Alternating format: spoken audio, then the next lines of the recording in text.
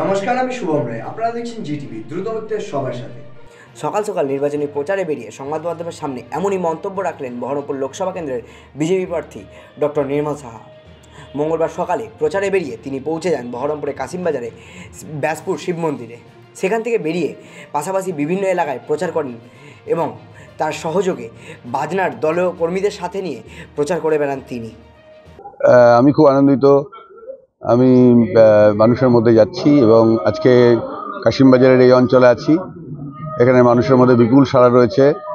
মানুষ ঘর থেকে বেরিয়ে এসে আমাদের অভ্যর্থনা করছে, ফুল ছড়িয়ে দিচ্ছে। সুতরাং আমি খুব আনন্দিত। আমি আশা করছি যে আমাদের ডাকে মানুষ সাড়া দিচ্ছে। এই যে প্রাচীন একটা শিব মন্দির, ব্যাপক শিব মন্দির, এখানে এসেছেন, প্রচারে বেরিয়েছিলেন, এখানে এই মন্দির কেমন লাগছে?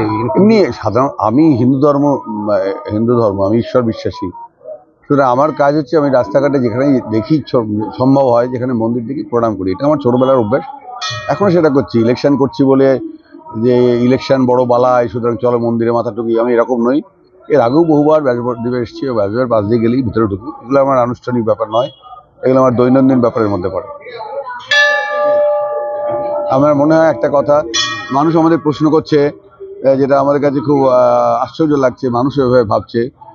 মানুষ বলছে যে পশ্চিমবঙ্গটা তো পরিযায়ী শ্রমিকের দেশ হয়ে গেছে, বিশেষ করে মুর্শিদাবাদ। তারা বলছে যে সাংসদও কি পরিযায়ী হয়ে যাবে? সাংসদও কি গুজরাট থেকে এসে পরিযায়ী শ্রমিকের মতো এখানে খেটে দিয়ে চলে যাবে? আবার আমরা যাকে দেখেছি সাংসদ রাহুল গান্ধী, তিনিও তো এখানে জিতে 25 বছর ধরে দিল্লিতেই থাকেন। বহরমপুরের মানুষ তো তাকে এখানে দেখতে পায় না। তাহলে কি আমরা কি পরিযায়ী শ্রমিকের মতো পরিযায়ী সাংসদ তৈরি করব?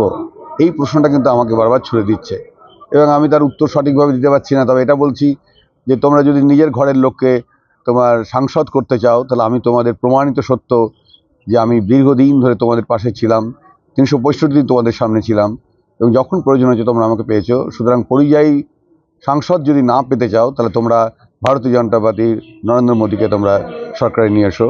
তোমরা অন্ততপক্ষে সাংসদটাকে পরিযায়ী পাবে না, সাংসদটাকে নিজের ঘরের লোক পাবে।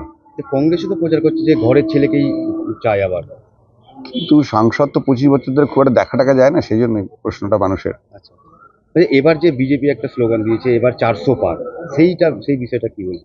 এটা তো সেন্ট্রাল স্লোগান, এর উত্তর আমি ঠিকভাবে কীভাবে দেবো জানি না।